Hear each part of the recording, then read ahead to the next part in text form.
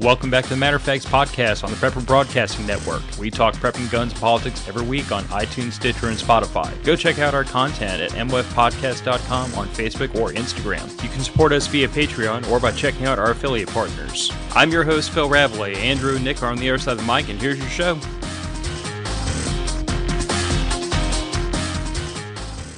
Welcome back to Matter of Facts podcast. Phil and Nick are back behind the mic. Andrew's not with us tonight. Andrew's going to be on a vacation for a while because he misunderstood the topic when we started talking about the Militia Act, and I understand he wandered onto a local National Guard base and asked to borrow a tank. So I have been out of the National Guard for a very, very long time, but I'm pretty sure that's still frowned upon pretty heavily, and I don't think he's going to be joining us anytime soon.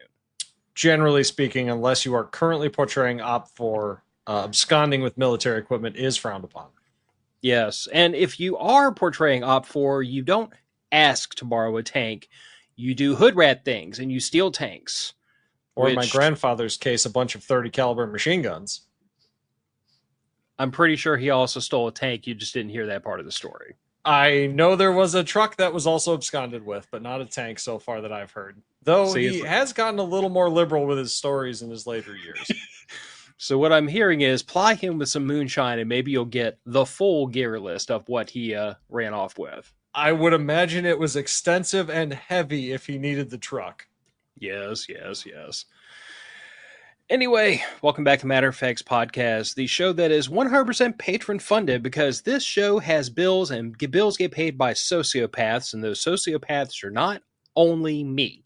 True. So to all the knuckleheads who count yourself amongst our patrons and actually think the show's worth a buck, I appreciate y'all. Nick appreciates y'all. It lets us keep coming back to do this kind of nonsense every week. And It keeps it from being a line item in the Rabalais family budget, which means more to me than I can tell. And if you'd like to support the show and a small business and a little girl who just started her first day of school, I understand. Ooh, that's exciting. You can purchase merch at the Southern Gals, and that link is also in the show description. That's your shirts, your hats, your koozies. With, I think last time I looked, and we probably need to take another look at the merch, because I have a running list of things that you and I said, oh, we should put that on a shirt. And I just haven't gotten to the point of sending designs to them yet. But there's also Cypress Survivalist, and we have actually... I promise one day I'll be better about being prepared for the show. Probably not, though, because too much professionalism ruins the whole thing. We don't want to over-professionalize it. This is an enjoyable hobby for us. So, November the 14th and the 15th, Cypress Survivalist is doing their next event. It's going to be a camping trip out at Bobo State Park in South Louisiana.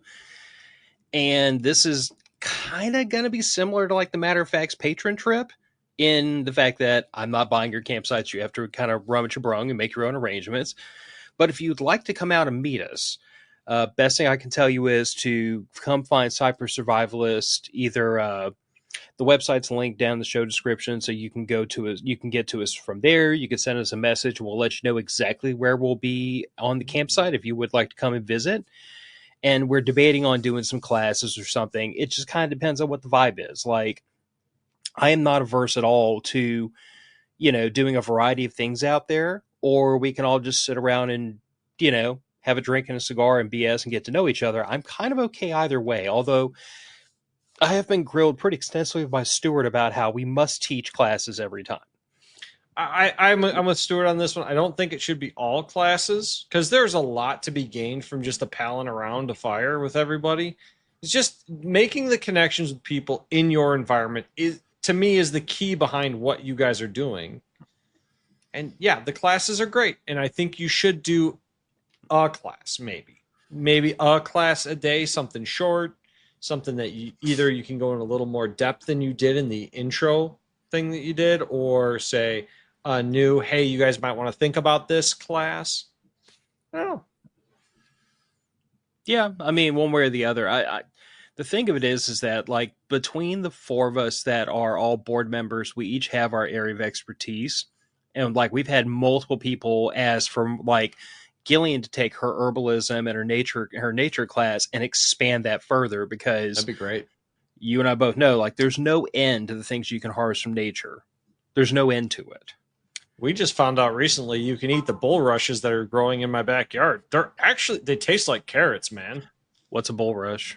I'll take a picture and send it to you. It's like a cattail. It's a certain variety of cattail. Why didn't you just say it was a cattail? Because it didn't come to mind immediately. Oh. My brain's not firing on all the cylinders. I had to stop caffeinating at about 4 o'clock because I ran out of coffee. Wait. Stop the show. You what? Well, the pot's empty upstairs. That can be remedied. I know, but I get yelled at if I make more coffee after 4. By who? By my wife. Doesn't your wife know that the application of coffee leads immediately to happiness and away from homicide? It does. You know, she's always telling me I need to not end up in prison. Then that means you need coffee. At all hours of the day, in my opinion. We'll find out. I mean, maybe this will convince her. Yeah, I mean, I stopped drinking coffee at 3 points in my life. About an hour before bed. Yep. Immediately before I'm about to have my blood pressure taken. And only because they won't let you bring the coffee into the room. And I plan to stop drinking coffee about 5 seconds after I go to meet my maker. That's fair. I mean, that's fair. You might as well finish the mug before you go. Well, I plan on it. Mm-hmm. So, the Militia Act. Mm-hmm. What is the Militia Act? This came up recently, not just on the podcast, but I actually, and I'm kicking myself that I didn't take the moment to like write this down, but like I was watching some politicians and some newspaper reporters recently bantering back and forth about something about gun rights. I'm pretty sure it was about the big beautiful bill and the fact that the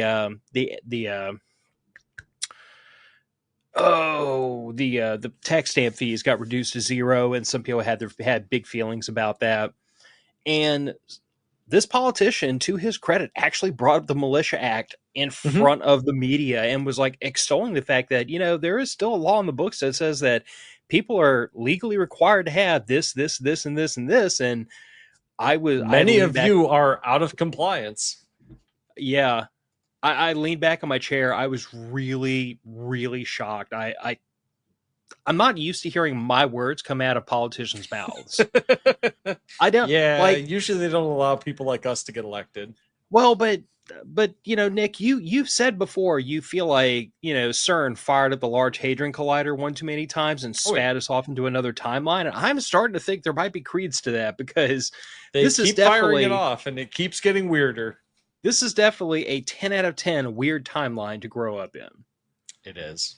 Man, we got to deal with some chat. We got to deal with the chat before we move forward. So, for sure. Jeff Jag, good to see you again. Raggle Fraggle, good to see you too, sir. Mm-hmm. Someone named Rachel said Nick gets very squirrely if he drinks too much coffee. I prefer to think of it as fun. I get more fun. What is squirrely? Squirrely. So I'll hit the point of caffeination where it stops minimizing what is probably undiagnosed ADHD and it starts making it worse. That sounds entertaining. We should see that. It's great. It's great. I love it. No one else can follow a single thing I'm talking about because I'm on 4 topics at once. Have you ever had that moment in your life where like you say something and it makes complete sense in your head, but the look on the person's face you're trying to communicate to indicates that you said something in a foreign language? Yes. It happens a lot. I thought maybe that was just me with the undiagnosed autism spectrum, but apparently that's just a whole bunch of us poor neurodivergent SOBs. So Jeff brings up generic cattails taste like a potato with a carrot texture. I thought it was almost the opposite. It was more of like a undercooked potato texture with a carrot taste. But that might just be the species that's in my yard. This strikes me very much like everything tastes like chicken because chicken tastes like everything. Yep. Or because, nobody can figure out what chicken's actually supposed to taste like. Oh, the Matrix analogy again. I'm just saying. Well, all I'm saying is if a dude and a chick show up in tactical gear and black vinyl, like I am definitely willing to be unplugged. Just putting that out there. But anyway, yeah. So the Militia Act of 1792, like And in the name of full disclosure, for those that have watched the show for a long time, like we've talked about this before, this is not the first time, but I like to bring it up every now and then because it bears pointing out. I feel like it's very instructive because, like, there's still to this day this enormous, I think, dishonest argument about what the Second Amendment really means and really says. There is. But this is a lot more words, and it was inked at not long after the Second Amendment was ratified. So I kind of feel like if we have a law that's the tiniest little bit ambiguous by their measure, not mine, and then we have another one that says, thou shalt have rifle and ammunition in your house, are required by law to own, to shoot tyrants, that might be a hint. Yeah. And not just a firearm in your home, a serviceable musket for that, so not just like the 22 caliber of muskets, a service musket. They didn't want people being undergunned.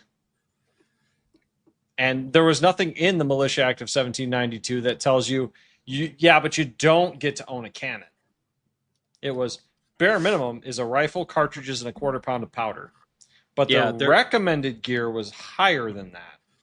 And you're right. There was no upper limit at this point. Like, it was common for people to have private warships loaded with cannons just to cruise around the harbor. In fact, private warships were the founding of the U.S. Navy.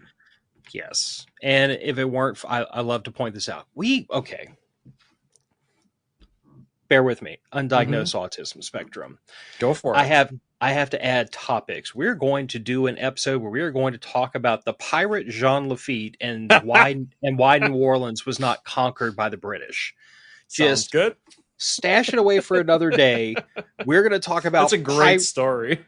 We're going to talk about pirates throwing in with the fledgling Continental Congress. It is a phenomenal story. Why? And because they hated the British. Oh, no. It wasn't that Jean Lafitte hated the British. What he hated was being told what to do. That's accurate. And the mistake the British made was telling a pirate what to do. So the pirate said, okay, in a foot race between the Brits, who are determined to shut me down and stop me from selling stuff to people I want to sell to, and the colonists who kind of seem to want to tell them to go to hell sideways, I'm going to pick them. Also, the colonists were laundering all of his stolen goods. Yeah, I mean, bearing in mind that like most of our founding fathers were moonshiners and smugglers to begin with. I think the best story about this that I've ever heard was all the silversmiths in like on the northeastern U.S. There were no silver mines anywhere in that area. All of that silver came from plundered ships that they were reforging and resmelting into other items that they could sell because they couldn't just sell the Spanish currency and jewelry. So Raggle Fraggle is saying there's an excellent movie about that called The Buccaneer. I start Charlton Heston adding to the Andrew list. Jackson. Okay. I kind of want to watch that now. That's a vibe. I have to say, and then we have to get back to topic, but like my favorite story of the Battle of New Orleans is the one that no one will ever be able to confirm because it's so freaking outlandish. It's almost impossible, but it's so cool. The story won't die. But pirates are not always accurate retellers of their tales. You know what I'm saying? Or the soberest witnesses. Yeah. So supposedly there was a moment where a pirate frigate was shelling the British, and they somehow managed to slip past the pirates, and they sailed upstream and got out of cannon range of the larger pirate ship. Sure.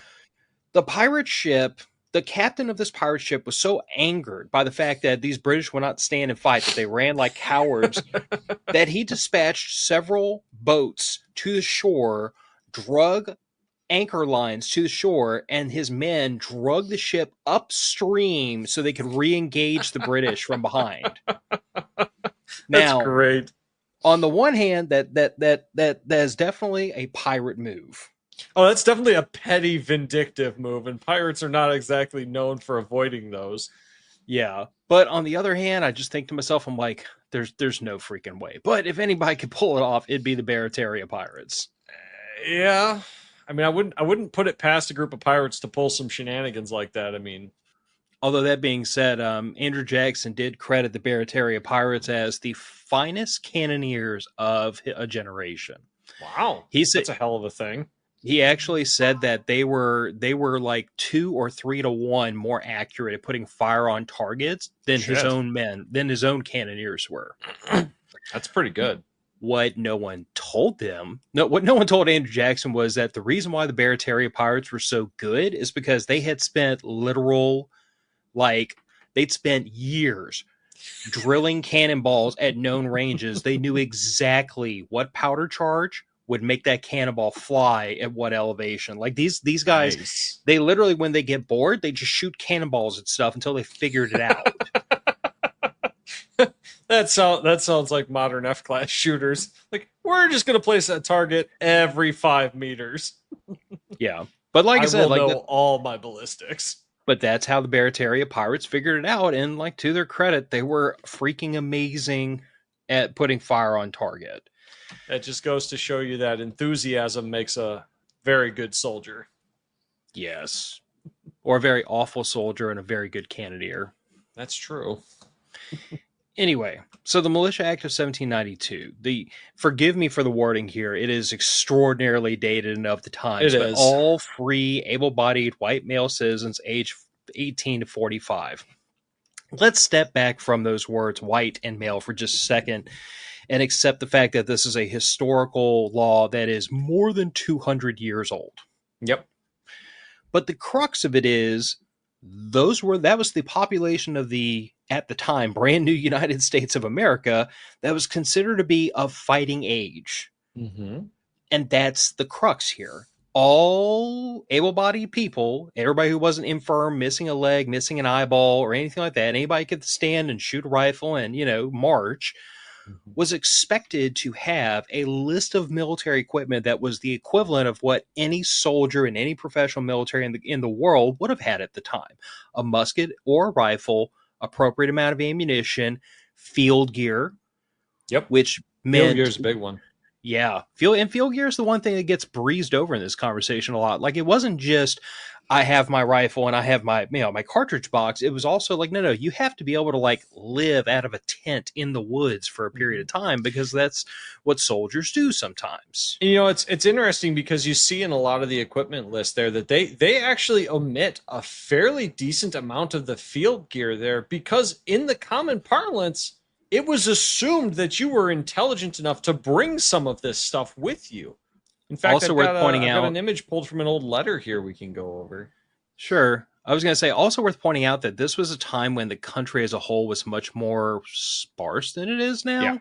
Much And, more like, rural. you did not go out into the woods without the things you needed to live in the woods for several days. Like, that was... like 10 and 12-year-old boys went out into the woods expecting to be out there by themselves for 12 to 14 hours. Yeah, potentially for multiple days on hunting expeditions. Yeah. Anyway, you said you wanted to pull that.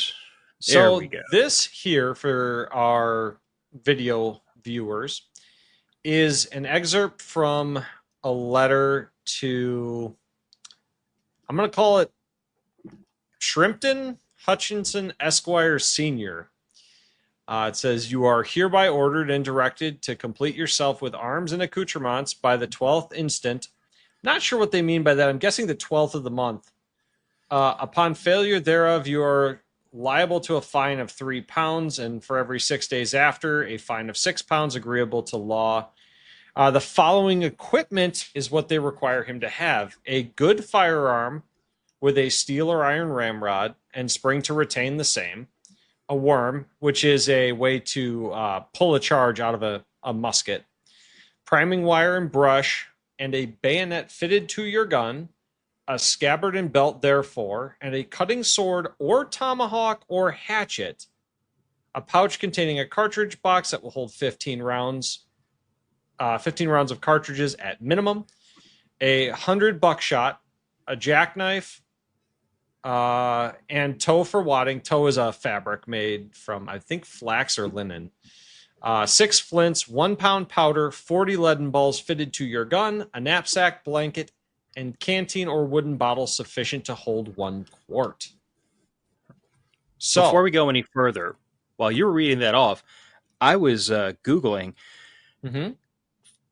Do you want to take a wild guess what a 3 pound fine was in 1791 converted to US dollars and adjusted for inflation? I have no idea. I'm guessing it's in the. $25,000. Oh, shit. $25,000 a day. No, it's $25,000 for the 3 pound fine, and then every 6 days thereafter, a fine of 6 60. pounds. So 60. first, 6 pounds For every 60 days after a fine Oh, of 60. 6 I'm pounds. sorry. Yeah, so $25,000 for the first one, and then for every 2 months thereafter that you are not properly armed, 50 grand.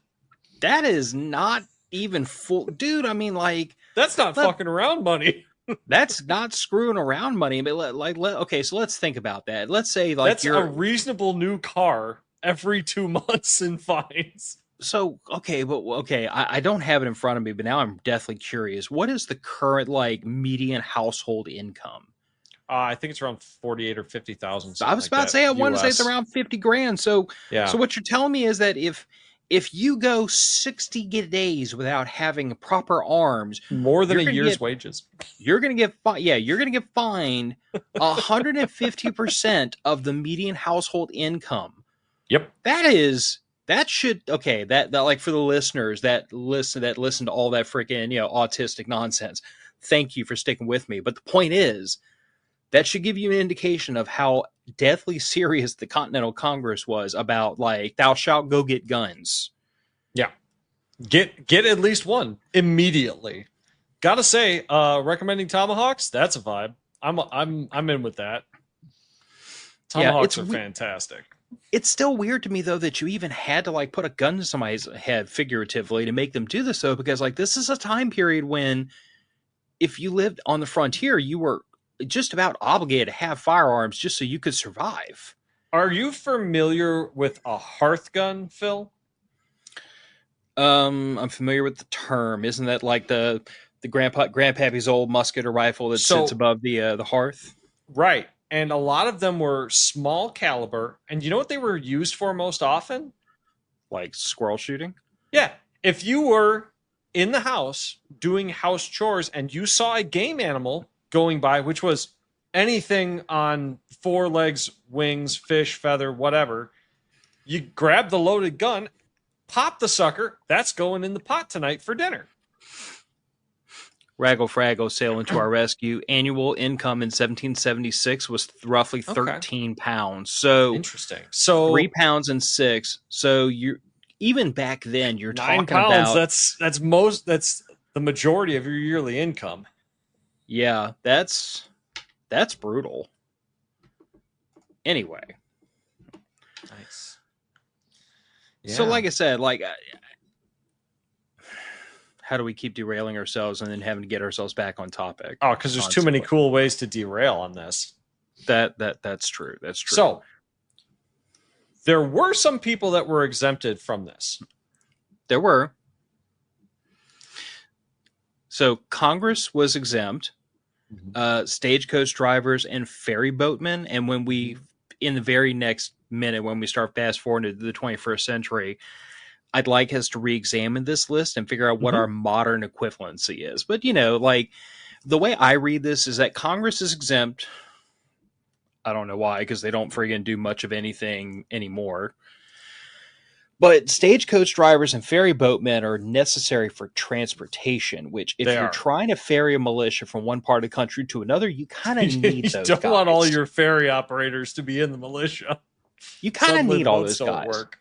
So like the way I read this is that like critical transportation logistics are exempt because we need you to do what you're doing, which is move people and things places. Yeah. Yeah. And I think that would have been, yeah, well, we can cover it when we get to the next part. Yeah. But before we do, and I don't have a banner for this, but we need to talk about I'm going to skip the Militia Act of what was it, 1808, Yeah. because it didn't change a lot except It refined some of the equipment to more modernized stuff, was a lot of it. And it yeah, did exempt a few more people. I believe it was police officers and stuff like that. yeah, that, and I think it was, I think there Local was government one. officials, too. I think there was one more Militia Act. I want to say it was 1865. It was one where like African Americans were specifically now included in the Yeah. militia. Yeah. I want to say that was 1865. But the reason I'm lumping all those together is because none of those were a fundamental change to the idea, the spirit of the Militia Act, which was if you're an able bodied male of fighting age, you better have stuff to do hood rat things if Mm-hmm. your community calls upon you to do hood rat things on their behalf. That was a baked in societal expectation even before it was codified into law, but it was codified into law and given teeth in the way of fines because you're supposed to do these things. Yeah. Then we get around to 1903 and we kind of take the barrel of monkeys and flip it upside down and start shaking it with the Dick Act. Mm-hmm. Now, in the intervening time, there had been a couple instances where, like, the president of the moment called for a local militia and was told by the governor to go to hell. Yep. Happened a couple of times. Presidents do not traditionally take a they don't take very well to being told to go to hell. True. So eventually the Dick Act, the Militia Act of 1903, was passed, and this did a couple things. First of all, it apportioned federal funding for the National Guard, which is current to this day. With that came the understanding that if the president says, get your asses over here, they get their asses over there. This is where, like, I think it's Title 32 comes in.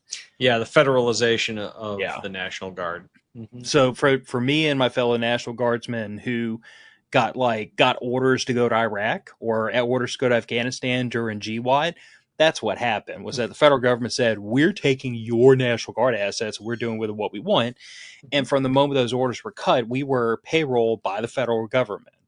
We got treated as big army, as active duty army, until we were released back to National Guard status with a DD-214 release from active duty, because that's literally what happens. They release you from active duty back to reserve status. But anyway, yep.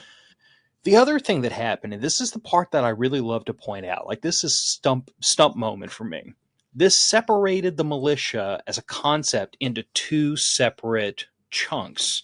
Mm-hmm. Because now there is the organized militia, which is the National Guards of all the various states, and there's the unorganized militia, which is everyone else. So if you are not in the National Guard, if you are not in the Army or the Army Reserves or any of the reserve or active duty components of any of the militaries, you are still considered to be a member of the unorganized militia. If you are between the ages of 18 and 45. It actually and able-bodied. Year 17 and 45. Oh, it's 17 and 45, so they dropped it a year. Interesting. Yes. Now, please, no one jump up and ask me how on earth we're still debating whether or not 18, 19, and 20-year-olds can buy handguns in this country, even though the Militia Act of 1903 we are making progress on that. 17-year-olds are members of the militia. Is making progress on that. Yes, I know. They are making progress. It's just, it's one getting state people at a time, man. One state at a time.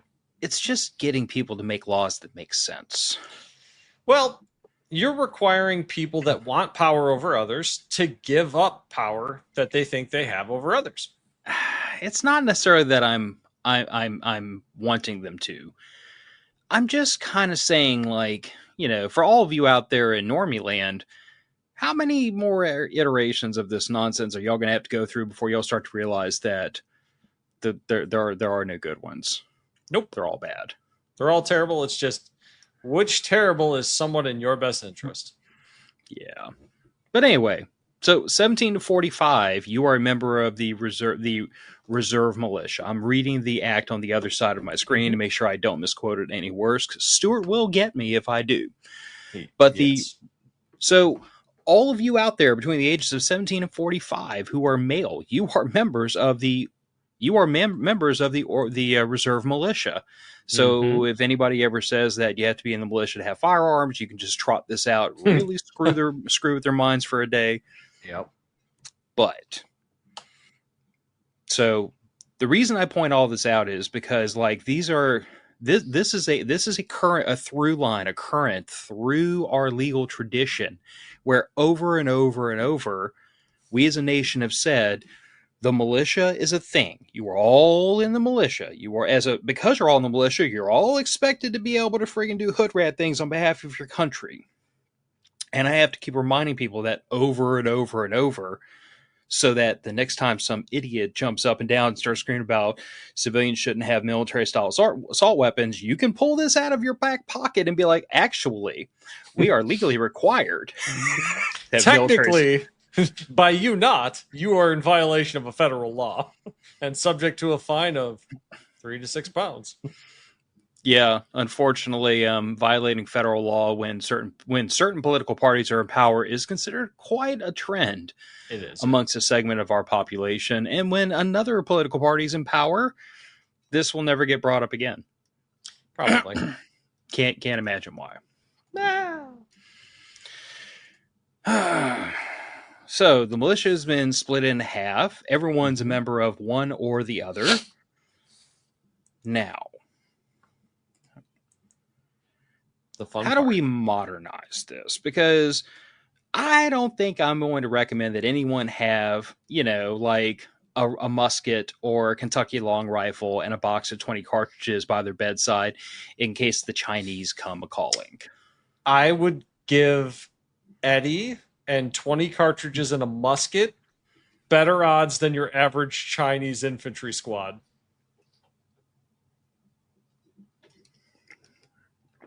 Okay, but if ever you're going to pick a ringer for a musket loader, there's the one. Well, for sure. I mean, he's a world-class marksman with that thing. And I do mean world-class. You know that a friend of yours is in rare company when he comes home from a world competition and he doesn't place in the top 3 and he's disappointed by that. Right. I'd be chuffed to freaking bits that I actually got invited to go. Right, bro got invited to a world-class competition as a competitor. That says enough as it is.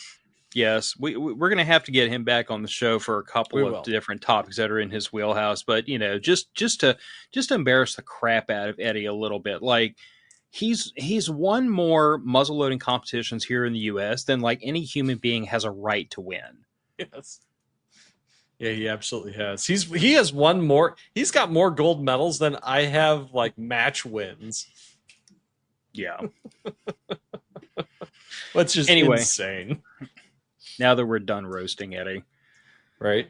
So here's the question. Do we want to start with the official list or do we want to start with the personal list? I kind of feel like we start with the official list. Yeah, let's start with the official list. I like that. And let's rip that apart. So this is the TA50 gear list from benning.army.mil. Thank you, Google, for this one. Love that. This is everything a light infantryman is supposed to have, minus obviously a firearm. Like that's going to be an M16 or an M4. Like make peace with it. It's not on the list. But this is the thing we were talking about earlier where we said field gear gets overlooked a lot. This is literally clothing, field gear, your pack, your stuff. This is everything you're supposed to have except for an M4 and I was about to say a SIG, but like let's not go there this episode. There's a new patent out that fixes it.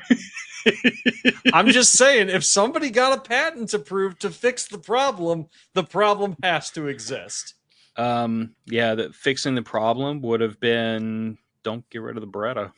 And right? I hate to say that because I'm not a huge fan of the Beretta, but it worked and it didn't just go off randomly hitting airmen. I'm not gonna lie, like the whole time I was enlisted, I didn't really see the appeal in the Beretta, but here just recently, that Beretta A300 has really ignited something in me, and I really kind of want a Beretta 93. I mean, I am fully behind this. I mean, I'm a sucker for a double action, single action hammer fire to begin with, and Jesus Christ, they're just pretty guns. Plus, they duct tape to your back so nicely. I knew you'd appreciate that reference. How many of our audience is too young to understand that reference? None of them. It is the perfect Christmas movie, and I will stand by that. Actually, I was looking at our YouTube metrics today. That I think like 25 or 30% of our audience is under the age of 35. Good, then they've seen that movie last Christmas. Anyway, I thought that was a millennial thing. Oh, it probably is. But, I mean, do the Lord's work. Make everyone watch that video and Violent Night every Christmas. That's fair. Anyway, TA50 gear list. We're going to stop diverting ourselves off topic one day, I swear to God. I refuse to allow that. So let's, as soon as I stop screwing Good up Lord. all of this, Oh, bear with better. me. Yeah. Anyway, so this ought to be all self-explanatory to anybody that spent any amount of time around anything pertaining to the military. But, you know, a large Molly rucksack is just a big old backpack to put your stuff in. Mm-hmm. Assault pack is a smaller pack meant to where if you're about to be going into contact, you drop your big backpack and you carry the smaller backpack with you. Mm-hmm. Wet weather bag, self-explanatory. 2 1-quart canteens, 2 1-quart canteen pouches, a canteen metal cup. Very, very useful for all sorts of things. Oh, yeah. Sleeping mats, sleep system, poncho liner, poncho or tarpaulin, level 4 jackets. That's just your extreme cold weather stuff. That's your Gore-Tex camo, basically. Yeah, basically that's your cold weather layers for top and bottom.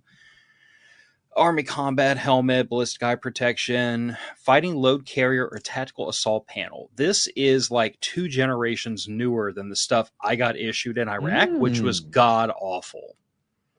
Bearing in mind, I deployed in 2004. I don't even think we had IOTV at that point. We had whatever the predecessor to that was. It was not nice. It wasn't fun. Was it the... I have to look it up. I don't remember what the name of it is. What but we had? I remember it was horrible. Wasn't it like 1.5 inches thick? Yeah, like you literally felt like Stay Puft Marshmallow. Yeah, Man. yeah, you looked like it too. Great it for a static defensive position, not for moving. Yeah, wasn't a vibe. No. Anyway, and the worst part of it was that like at the time we were still using like Molly stuff, so we didn't even have the magazine pouches and everything that would attach directly to the vest. So we put on the vest and then we would put our Molly vest over top. Yep. No, not tack vest. Alice harnesses, like the Alice belt and the Y suspenders. We'd put that on top. I mean, those are good as like lightweight gear, but on top of all the other crap. Hey man, we were making it up as we went. It was 2004. For all of you that deployed in 06, 07, 08, you're welcome. We figured out a lot of that stuff didn't work before y'all got out there. So just quick to respond to this in the comments. Guy that comments, China's about 2 billion people, so maybe 500 million fighting age men. We've got 300 million people, so 75 to 80 million men. Problem with that is China has no force projection capacity. You're going to see the same problem with China that you see with the war in Ukraine currently with Russia. Russia cannot force project reliably. China cannot force project reliably. They are a regional power at best. Yeah, once you outstrip your supply lines, your offense is going to stop pretty quickly. And anybody that thinks you can cheat those laws, Google what happened in World War I. Yeah, that's why the German offensive turned into trench warfare, because they got about that far and their supply lines stopped stretching, and that's where they dug in. That was the Germans' problem in World War II in Russia as well. Yes, there's too much Russia. There is. Landmass wise, there's just a lot of it. There's too much Russia. Well, I'm sure Ukraine is saying that right about now. Oh, yes. But yeah, it's invading any large nation, you're going to have that problem of force projection. The U.S. is a very rare historical anomaly in its ability to force project from World War II on. Yeah. But that's also why I don't think we're a good candidate for invasion, because you could make an argument that you can make a play for the big population centers. You could, but to actually secure the entire country, you're gonna have to police state the entire country from one end to the other and occupy it at a density that is just unrealistic. Well, and so here's the biggest problem that you're going to run into, and it's a geographical one more than it is a violent population you have to deal with. First off, you have to go through a premier military on a coastal landing. Let's assume that you don't want to invade any other nations for this instance. You have to do a coastal landing against a premier military. Then you have to fight through a mountain range on either coast. Pick one. Neither one of those are going to be great to fight through. Or you have to try to come up through the Gulf Coast, which Right. is going to be miles and miles and miles of swamp, which Right. anybody that lives down here can tell you that is not for the weak or the faint of heart. And say you're willing to invade one of the other countries. Great. Now you gave the premier military even more warning and probably a friendly compatriot that you are invading. Well, friendly in the case of some of the more southern countries, but they'd become awful friendly really quick if they were being invaded.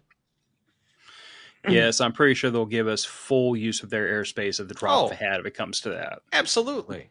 Please come over here and bomb these bastards. Right. Please get rid of all of them. Yeah. Anyway, yeah, it's I diverted myself again. The IOTV was not great, but it was already a generation newer than whatever they're talking about here that I've never even seen or heard of before. Mm-hmm. 2 magazine pouches. So back in my day, Sonny, magazine pouches held 3 magazines each. I'm pretty sure the modern ones only hold 2 each because combat loads have shrunk a bit. But this is a bit misleading because like every infantry guy I've ever talked to said, yeah, they carried 4 mags on their chest, but then they had like 4 to 8 more in their assault pack. So like it's not like these guys are running light. They just didn't carry as much out exposed. Right, because really most of those mags, you're always fighting with a buddy. So there's always somebody that can get into your pack while you're wearing it to get your mags. Yeah. All right. So 1 2-quart hydration system, Camelback, 1 improved outer tactical vest, IOTV with inserts and plates. So they're still using those god awful things. 1 barracks bag, 1 tactical, protective pads, elbows, and knees. And then in the winter months, you also need undershirt drawers, shirt drawers, and a neck gaiter, which is just, standard issue cold weather gear. But the point remains. So what we're talking about with all this is you need to have everything you need to not only fight, but to literally like live in the woods. The only thing I don't see on here, which to me is kind of a conspicuous thing, because I distinctly remember when I was enlisted 25 years ago, y'all hold y'all's laughter. In addition to all this, you would also carry a shelter half. So like you would have literally a strip of canvas and a couple of ropes and some tent poles, and everyone carried the same thing, and 2 soldiers would buddy up together, and you each had a shelter half, which was half of a tent. And you'd button the 2 together and marry up your tent poles, and the 2 of you together would build a little bitty tent. And when I say little bitty, I mean it was like 6.5 feet long, so it was just barely big enough for you to squeeze your butt into. And it was just barely wide enough that if the 2 of you slept shoulder to shoulder and your other shoulder was poking up against the side of the tent, you'd fit in there side by side. For those of you who are really friendly, you could try sleeping one on top of the other, but that was not an approved method of sharing a tent. Warmer in the winter, though. Not approved, Nick. Not approved by the Army, not approved by me, not approved by anybody I knew. And if anybody approved it, they were keeping quiet about it, because that was back in the don't ask, don't tell era. Ah, yes. But anyway, so like that's the only thing I can see here that's like conspicuously absent, because I understand that the likelihood of you having to literally like stake out a piece of ground and sleep in the woods is fairly minimal these days. I did see in there a tarpaulin, so obviously in a pinch you would use that to like make yourself a little hasty hide to get out of the weather. The standard issue poncho can be used for a survival shelter too, so these things can be accommodated for, but usually the way the U.S. military operates, and that's how they're building this kit for, is out of fixed positions and patrolling out. They're not sitting in a trench. They're not sitting in foxholes typically for long periods of time. No, that's legit. And the other thing of it is that, like, based on my limited experience, the likelihood of you having to literally like live in the woods for a period of time is fairly minimal. Like you're going to be in vehicles, or you're going to be pushing from one place to another. You're going to be going to a fob. You're going to be going to someplace that has a tent. The likelihood is not that you're going to be living in the woods. But the point is, this is your basic bare minimum field gear that everyone is expected to have. Now, for those of you out in listener land who count yourselves among the Second Amendment faithful, how many of y'all have field gear? How many of y'all have a chest rig or a plate carrier, or have knee pads, or have iPro, or have any of the things we've talked about here, so that you can literally like stand shoulder to shoulder with a modern soldier, and may not have the same equipment, but you at least have an analog to cover down on all those things. Like, trade the Jansport backpack for the big large Molly rucksack or whatever. But the point remains, like, how many of y'all have thought about, how do I carry my stuff to a fight? How do I exist in a forward area away from shelter for a period of time? Because that all factors in. That is all baked into the pie that was the Militia Act. It wasn't just thou shalt have guns. It was thou shalt have the equipment necessary to mirror a modern soldier of the time period. Absolutely. You know, Ragel brings up a good point here. He says he has the stuff. It may not be good gear, but he has it. Now, there are levels of gear. And I'll be the first one to tell you, when I started getting into 3-gun shooting, pistol carbine shooting, pistol shooting, my gear was all 5.11 crap. It was all stuff that you could get cheap and dirty off the internet, because I didn't want to spend $1,400 on pouches, belts, plate carrier, plates, and all that if I didn't know I was going to stick with the sport. I've upgraded that stuff as it broke, and I still have some of that stuff. I mean, what I have for my mag pouches would probably be laughed off as airsoft grade. But they've survived this long. I mean, I've had the damn things for, 15 years now. And see, I kind of bristle at the idea that Condor. Like, that was the one I started Condor. with. Thank you, Ragel. Dude, yes, I still have the Condor pouches. I still have a Condor plate carrier. It is by no means the most comfortable. Listen, I am just sitting here waiting for Rebels Raiders to do that goddamn pre-order on the friggin' Vicarians. They're going to be dropping. Spend my money. They're going to be dropping one in M81 Woodland, and I want it. I pester him at least once a week about when pre-order. Damn it!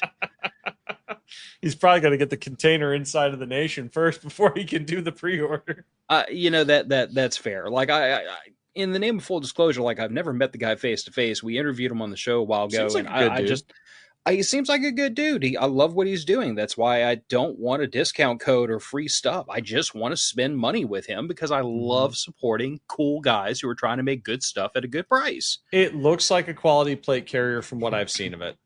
Without getting my hands on it, I can't tell you any more than that. He seems like he wants to put out a good product, and a person that cares about the craftsmanship of their product tends to make a better product. Yeah, but like I was saying, like, I don't like the idea of, like, it's not good gear. I'm going to tell you that 90% of people that have good gear, the shit looks like it came out of the plastic yesterday. It has no dirt or dust. It might have dust on it, but it has no dirt on it.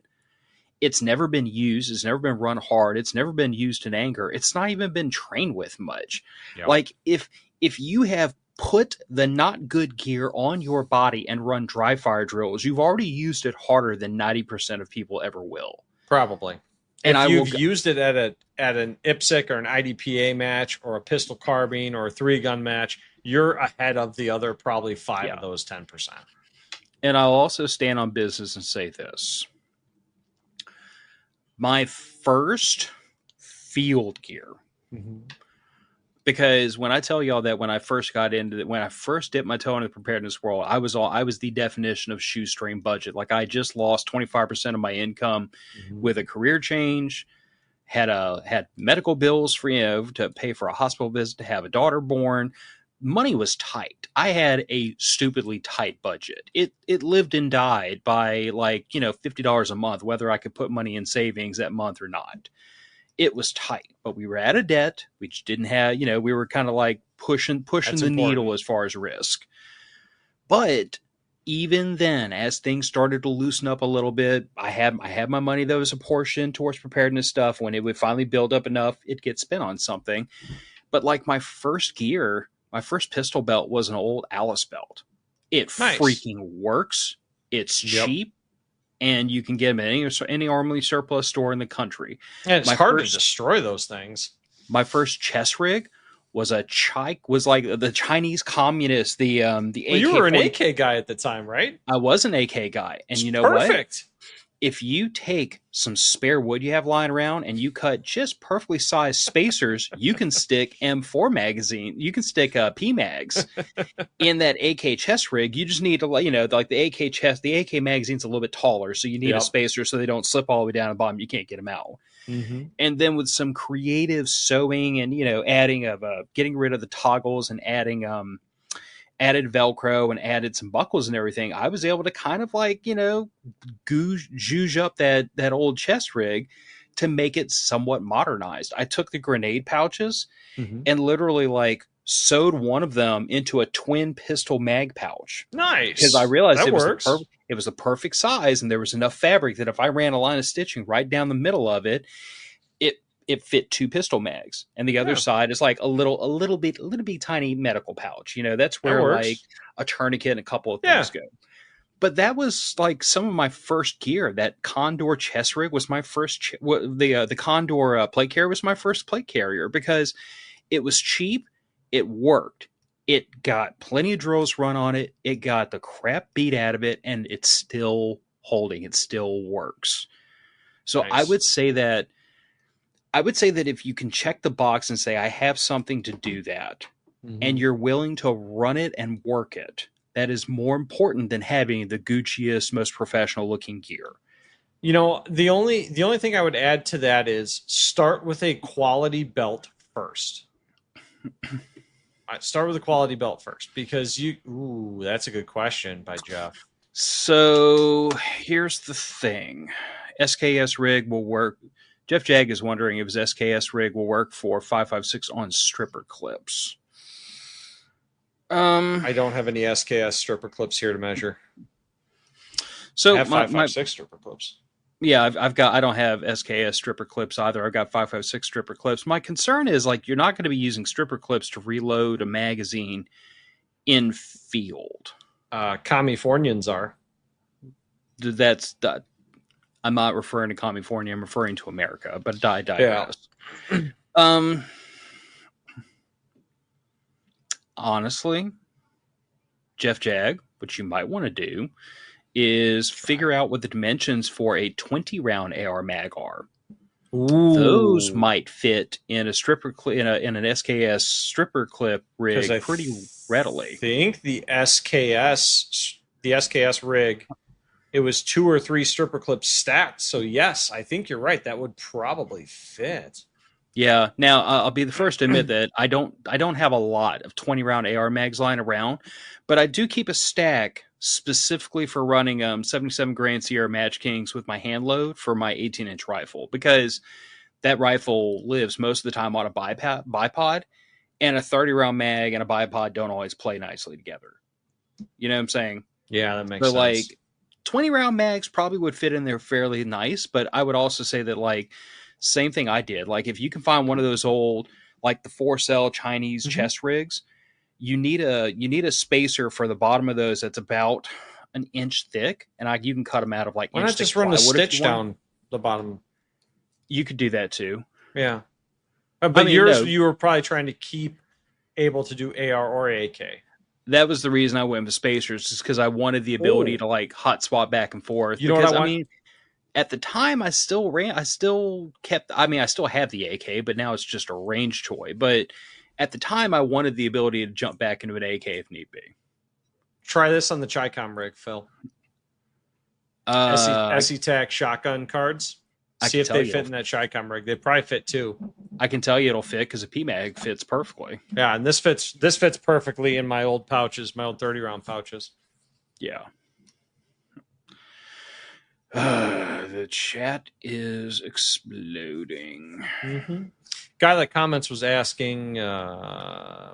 Jim Man. This is the one that started it. Want to know if anybody knew if used Kevlar or tires make good spall stoppers in case you need to improvise armor or improve like your steel plates, because spalling is an issue with steel plates. That's been known for a very long time. I do know that some people have used like Kevlar layering over top of the steel plates to catch that. Tires, fuck man, I don't know. I mean, Ranges use ground up tires to catch spalling, so I mean, with enough of it, yeah, I guess. Yeah, the only problem is that it's not just whether it'll work, but it's how often it'll work. Because Right. sometimes you get into a situation where like it'll work one time out of 10, Yeah. but like it's about can you control the medium enough to make it predictable. The anti-spall rhino liner coatings are good for a round, sometimes Around. two, which, if I'm getting shot less is better than more, so I'm going to try not to get shot. But Yeah. sometimes you don't get that option.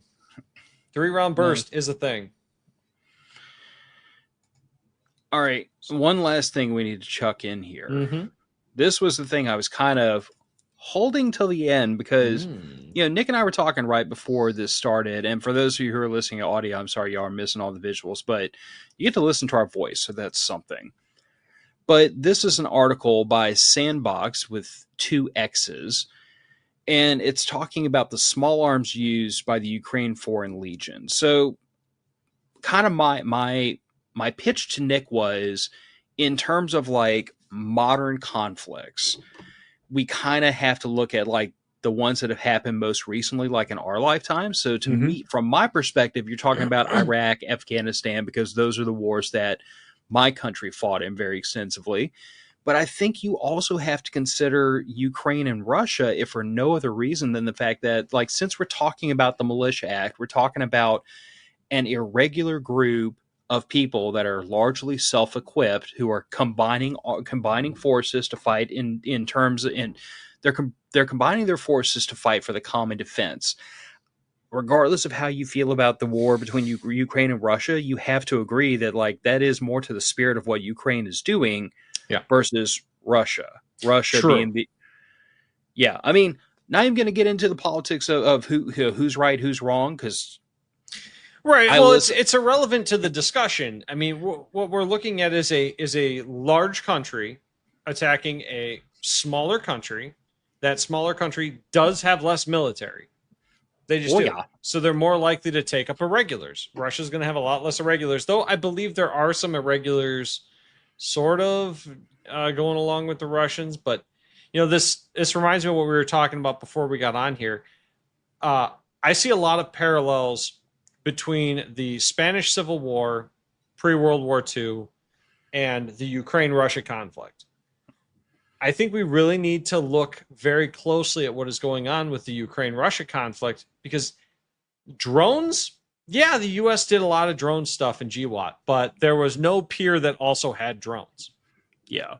Well, and that's why I really want to look more at the war between Russia and Ukraine, because I feel like the problem we have with trying to analyze like the wars in Iraq and Afghanistan too much is that these were not near peer nations. Oh God, no, not even close.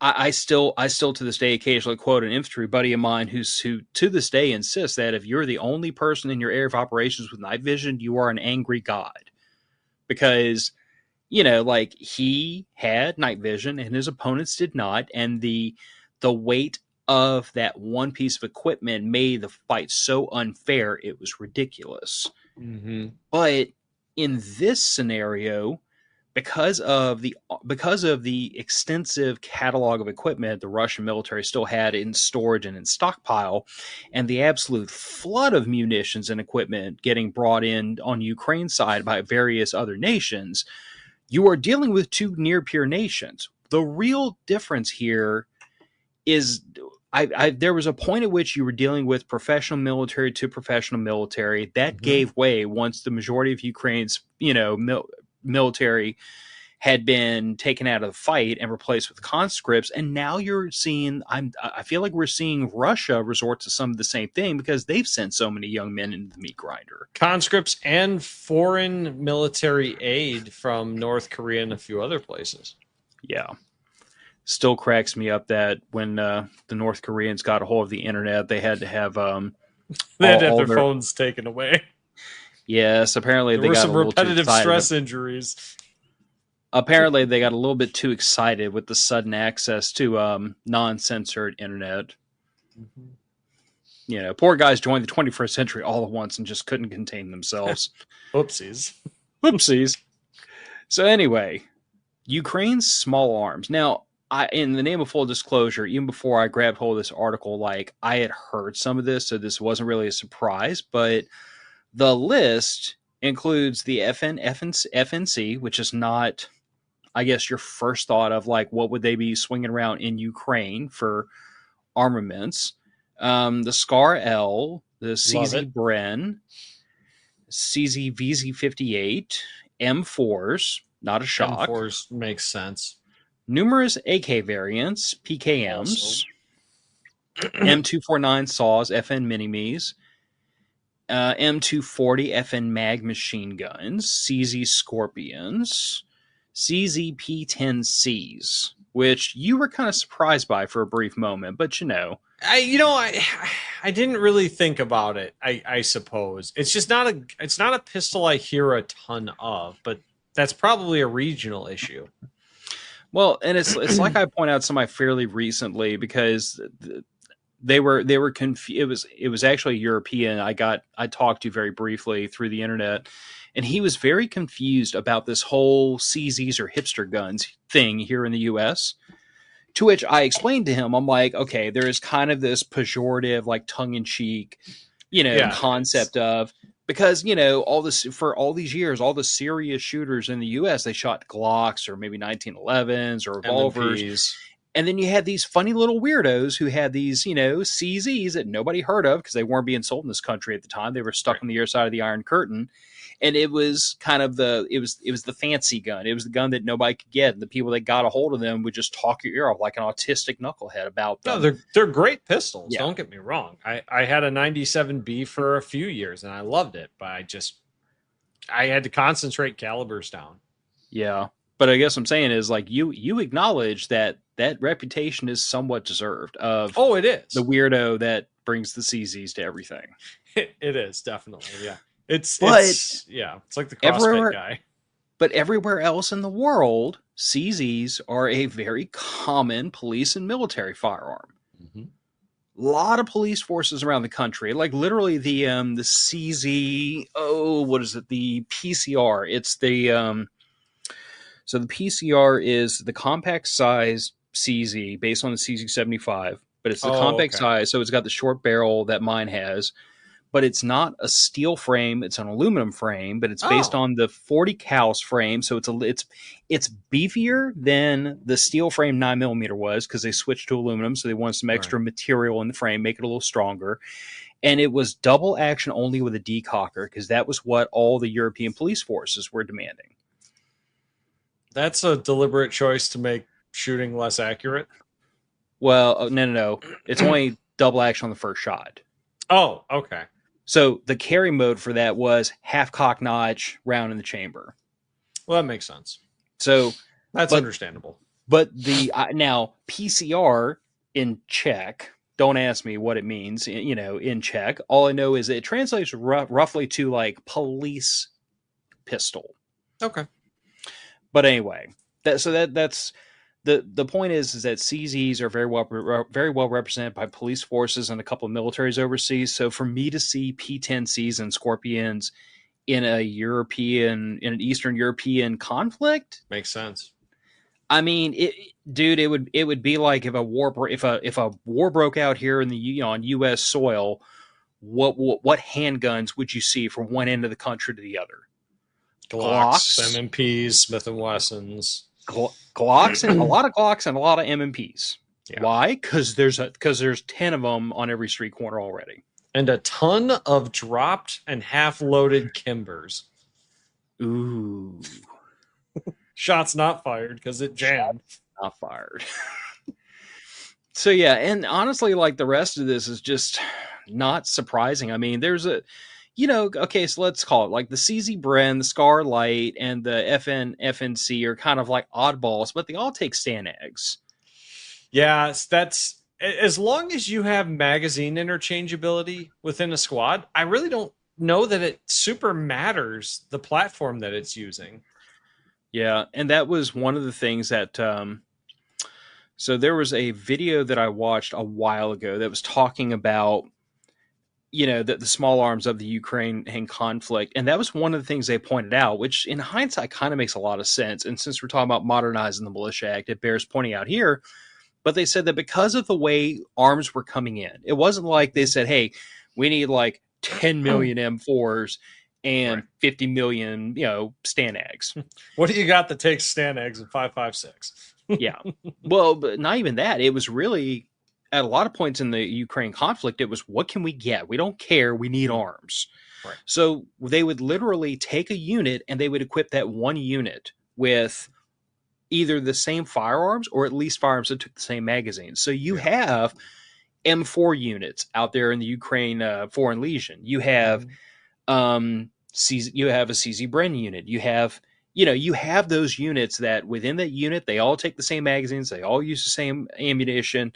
And even though it complicates things from a logistics point of view, because now you have to supply ammunition for all those different cartridges, at least that one unit can take one kind of ammo. Right. And that's the secret sauce that makes it work is, okay, that is a Stanag unit. They need magazines. They need AR magazines and they need 5.56. This is a Kalashnikov unit with a PKM embedded. They need 7.62x39. They need some belted. They need some in magazines. And you're able to push that ammunition out so the whole unit is shooting the same stuff. And that seems to be what's making it work. But as far as like their equipment, it really is a hodgepodge. Like within a unit, people pretty much have all the same stuff, but from one unit to another, it is very, very individual, which if we're talking about in the spirit of the Militia Act, we're talking about a modern interpretation of the militias, I feel like that's what you're going to be reduced to, is your units are going to be composed of like local guys, hopefully that know each other. They're going to be somewhat similarly equipped, but there's no reason to think that the Mandeville Covington militia would be equipped similarly to the Chicago militia, for example. There's no reason to expect that. Switches in the Chicago militia. Yeah. Anyway, a lot more urban utes. What I was really surprised not to see in those lists were shotguns. So didn't see much mention of that, even though they are using them quite extensively for drones. They are using them, but as I understand it, they're not considered like a common arm. It's being deployed almost special more weapons. Yeah, almost kind of more like the way that the US military deploys like M203s within a squad. Like not everyone has a Bloop 2 hanging underneath their M16. They have your load isn't heavy enough. Take this. Yeah. But they have like one or two embedded in the unit, or they have, there's a couple of guys that have some specialty equipment to do those kinds of things. And similarly to the way that we would have a unit that's doing direct action that has like a single guy with a breaching shotgun, they'll have a single guy or a couple of guys with shotguns loaded with birdshot. Yeah. But that's considered that's considered an extra weapon system carried by a person for a specific thing, not a standard weapon to be carried by everyone or even everyone within a certain squad. Like you're not going to carry just a shotgun. Yeah. You're going to have a shotgun and another thing that's more useful. That's probably true. Although I would argue with that more useful. More useful in the context of in a tactical small arms fight. Yeah, I get it. Yes. I know where you're going. I totally understand the whole argument of getting a semi-confined environment and tell me shotguns are not effective. Yes, but get in a wide open environment where everyone else on the battlefield has carbines and rifles, and shotguns just probably not the. You remember what you and I were talking about earlier, where I said there's a difference between it works and best practices? Oh, absolutely. Yeah, if you're shooting buckshot at a squad of guys with M4s, I'm not saying it won't work. I'm saying best practices. I hope you're real close. Yeah, because if you're over like 200 yards, they're going to eat your lunch. Oh yeah, yeah. Well, and just on volume of fire alone, you're gonna have volume of aimed fire. You're gonna have better success with the rifles. What are the odds Stewart argues with us about this? Well, I don't think he can, because it's if it's buckshot. I mean, you can be accurate with slugs out to 100 yards, but you do have an accuracy problem. But point of order, Stewart can argue about paint drying. And he probably would, just to prove me wrong, which is great. Just to needle me. Yeah. Just to needle me. I'm telling you right now, the day he stops arguing with me, he's going to meet his maker. Probably. He likes a good argument. Yeah. And he's usually got some pretty good ones. That's the damned annoying part about him, is that he's usually lawyers. got a... Yeah. Trust me, that is the second most annoying thing about him. Yeah, he's smarter than most people I've ever met, and he's usually really convincing. He is the smartest dumbass I know. Right. And the dumbest smartass. They usually go hand in hand. One day we're going to get him on this show, but he keeps blowing us off. Well, he does have other obligations. Yeah. Anyway, so do we have anything else to unpack here? Like the okay, so like to recap the modern Militia Act. If you don't have the appropriate things to do hood rat stuff, you will get fined $25,000. Mm-hmm. And then if you continue to act stupid, you're going to get fined $50,000 after 6 months of not doing what you're supposed to be doing. 2 months. And 60 days. Oh, 2 months. So after 3 months of not being able to do hood rat stuff because you don't have the equipment, you get fined $75 large. Yep. And in the intervening time, you were supposed to arm yourself with, let's say, a carbine that shoots 5.56 out of Stan eggs. That seems like a nice, reasonable place to start. Like I would say a semi-automatic intermediate caliber carbine. Yeah, is what I would say.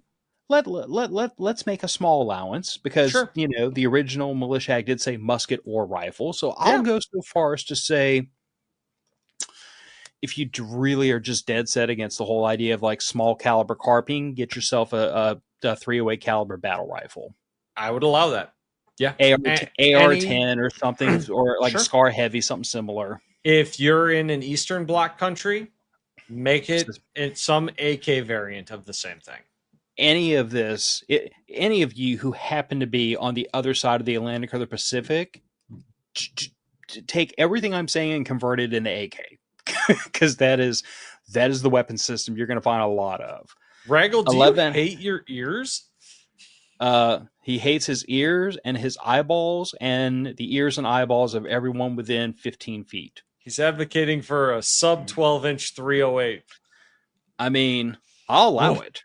We need our shock troops. We do, and it will be shocking. Yeah. Flashbang with a projectile. We also need to send him in as the door kicker. Right. One boot heel and 1 round. Scare the hell out of everyone and blind them and deafen them. Right. Especially if you put one of those Landtac muzzle brakes on there. Ooh, buddy. These people are unhinged. 4570 Derringer. They make a 4570 revolver. They also make bad decisions, and that's one of them. They do. And 6 pounds of shotgun sounds heavy, but not as heavy as 1 pound of C4 getting dropped on you. Truth. So anyway, rifle or battle rifle, 5.56 or 308. For those of you who are on the other side of the pond, probably look at a Kalashnikov. Probably. You need, at minimum, let's say, you need some method of carrying gear on your person, whether that's going to be a belt, whether that's going to be a chest rig, whether it's going to be a full-on plate carrier. Like, I'm willing to give ground on some of that. I'm willing to give ground on plate carrier. I mean, look, you're not supposed to be the militia were not necessarily your frontline fighting troops. They were more often skirmishers. So Yes. light, fast, and self-sustaining is the way to go. And armor is heavy and expensive. It is. Yep. And it makes you sweat a lot more. It does. Even on a cold day or a cool day. Once it gets up to body temperature, it's just sweaty. Yeah. So, way to carry your gear. Backpack. Backpack feels mandatory. You need a way Backpack to is carry your mandatory. stuff. You have to be able to carry your bedroll. You have to be able to carry your rations, your spare ammo, any other your extra underpants, extra socks, Food and water. food and water. What else in here feels like bare minimum? You need some kind of cutting tool, in my opinion. Fixed blade or folding knife, but probably both fixed blade and a folding knife, because there are some jobs you just can't do with a big honking fixed blade as well as you can with a small, more nimble knife. Do we want to push the issue towards a slightly autistic point and say you really should have a radio of the same type as the rest of your squad? I would say, assuming you know who you're going to be working with, yes. Which you should. You should, if you can. I mean, otherwise, pick up the most general purpose radio you can. I mean, a Baofeng UB5R. It's hard to argue with, isn't it? I can get one of those damn things to talk to, not legally, but in Minecraft. I can get one of those to talk to a GMRS radio, an FRS radio, another ham radio. With the right mods and a little bit of unlocking, you could do all sorts of hood rat things. You can make a pair of them into a simple repeater. There's a lot you can do with those. I would say that as important as communications are, most of your immediate communications are going to be visual or verbal within normal range. And cell phones are great for that. Great for out of that range anyway. I'm going to say that there's a lot of people that are going to look at this and be like, really, Phil, if like we had to go fight the Chinese in our backyard, we'd be talking on cell phones. But like, you got to bear in mind that like, even back to like the American Civil War, which they were coordinating via the post. Well, not just that, but like you have to bear in mind that like there were whole segments of the country that were initially at least virtually unaffected by the war. So like you're going to have segments of an area where cell phones are still up, people are still going to work, grocery stores are still going to be open. So to totally ignore that seems like a misstep. I will just say, like, consider communications within your plan, because neither in 1903 nor in 1792 were radios much of a thing. So, but they are now. But what I'm saying is that when these militia acts were penned, there was no analog for me to point at and say, well, this should be a radio today, because it wasn't even thought of back then. True. The idea of individual squad level communications wasn't thought of. Like if you were going to communicate one militia to another, you do it via a telegram or a rider. Right. Which I guess is still an option. I suppose it is. I mean, look, radios are great for middle distance and closer communications. They're also great for revealing exactly where you are against a technically sophisticated adversary. Yeah. So use them appropriately if you're going to use them. You should get the Gorilla's Guide to Baofeng radios. Because it tells you how to do hood rat stuff with ham radios. Yep. In Minecraft in Mexico, because none of it's legal in this country. Well, none of what's in that book is legal in this country currently. You can do about half of the intro, and then you are firmly at the point where Fuds and Elmers will lose their mind at you. Yeah, that's accurate. That's fair. I mean, there's some of it. I would say the communications discipline is not illegal. That is fair. That's fair. Other than that, encrypting anything in any way on Ham, GMRS, FMS, FRS, whatever it is FRS. not. FRS is not Mm. okay. But Jeff's right. Spare socks and underwear, long-handled Bruh. spork. More socks than you think. Listen, to this day, everywhere I go, I pack twice as many socks and underwear as I believe I'm going to be there. Like, I Yep. have 2 pairs of socks and underwear for every day I intend to be away from home. You don't know misery until you can't change your socks. Yep. There's nothing So worse is there than taking off wet socks to put on wet socks.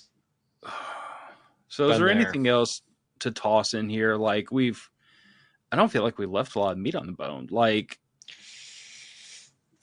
it feels weird because normally we always miss something, but I don't feel like And we we have. probably have, but I think the biggest takeaway here is that what you brought up earlier, who are you working with?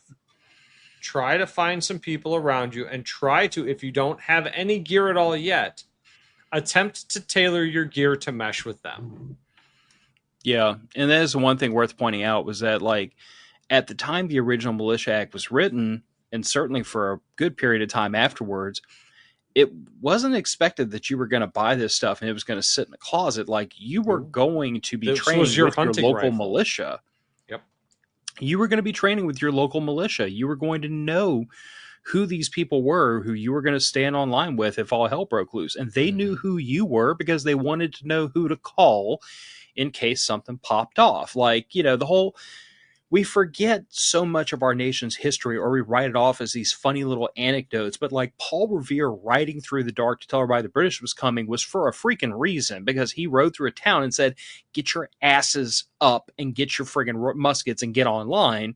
Yep. Because that's how it was done back then. And at the time the original Militia Act was penned, a writer would come into town and be like, get the militia together. And then I would go across the street to Nick and be like, hey, did you hear the dude? We got to go and do hood rat stuff. Yep.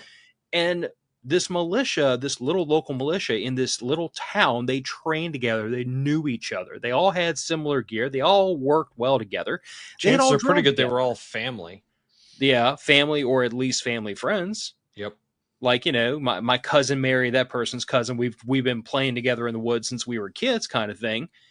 So yeah, I would say that's the one thing that's not stated in here that should be part of this discussion, because it's the societal difference between 18th century and today, where we've become a very closed off private society where, like, we don't know our neighbors as well as we used to. Yep. And it's going to be necessary that if you want to follow the spirit of the Militia Act in modern times, you're going to have to figure out who are those people in my local community that I need to know, so that if we have to go do hood rat things, I know who I'm going to do hood rat things with. Yeah, I mean, if something pops off in your neighborhood, do you have 2 or 3 people you could call, Phil? Can you hear people shouting on the other side of my wall? No. It's girls. I don't think they're in danger. I'm pretty sure that they're excited about something, because that's the tone I was hearing. Good. Anyway, directional microphones are a beautiful thing, by the way. This They're microphone's great. pointed this way, and it's all the noise all coming from over there. But anyway, off the top of my head, I've got my infantry buddy. He's always good for doing hood rat stuff. Mm-hmm. I'm talking in your immediate area. Define immediate. I would say, like, within my town? Couple of blocks. No. Couple of blocks? I'm screwed. I'm on my own. Okay. I'm just being honest. I mean, dude, like, my street is completely composed of useless idiot Gen Zs and widows and divorcees. My neighborhood is mostly comprised of people over the age of 65, with some of them as high as, like, I think 98. But there are 2 guys here that I could get a hold of. See, Raggle, I know where Raggle Fraggle lives. He's up for a run. Well, he's one of my local boys. He's down here in kind of South Louisiana, but nice. Yeah, I mean that's the problem though, is that, like, within a couple of blocks, yeah, I'm screwed. I'm on my own. Within this town or this area, which is a fair distance, yeah. Yeah, I mean, I got a buddy who's probably 4 or 5 miles away. I could call. He's good for doing hood rat Oh, that's stuff. a reasonable distance, especially if he's got access to a vehicle. Oh, yeah. That's not difficult for him to cross. Yeah, and then there's my brother-in-law, my sister on the other side of town. They're good for hood rat stuff. I mean, I got a few people to call. That's good. Gen Z will sell you out for her to the Chinese for a vape bar. Well, thank you, guy in the comments. Well, if I start talking too much about Gen Z, I'm going to sound like the old man screaming at the sky. Hey, man, people shit on millennials all the time, too. It's just their turn. Yeah, but millennials largely deserved it. Yeah, a lot of them did. Gen X will sell you out for a pack of cigs. Jesus Christ. He's not wrong. Yeah, but if we don't shut the show down quick, he's gonna move on to dad leaving. Dad head's coming back any minute now from getting that gallon of milk. Like, it's coming. Bro, that's why we use powdered milk. You don't have to go out for a gallon. All right. Well, this has been the Militia Act, which, I don't know. It's one of those topics, like, I always feel weird when we bring it up again, because we do talk about this one every so often, but I feel like it bears pointing out again and again and again, because it does. People just don't seem to be getting the message. And to be fair, there's always that segment of the population that's just recently come into the podcast, and I feel like this, along with a couple of topics, are kind of like foundational to this podcast, and I feel like we need to harp on them every now and then. And you know, it's always good to connect with the roots, like the roots of the country, the roots of, you know, modern 2A, the roots of the modern shooting sports. I mean, the modern shooting sports largely came out of the fact that guns were everywhere, so people started competing with them. That is a byproduct of the Militia Act. Yeah, and I also feel like the Militia Act bears pointing out, because, like, I feel like it's, even though I don't think that there's an argument to be had about what the Second Amendment says.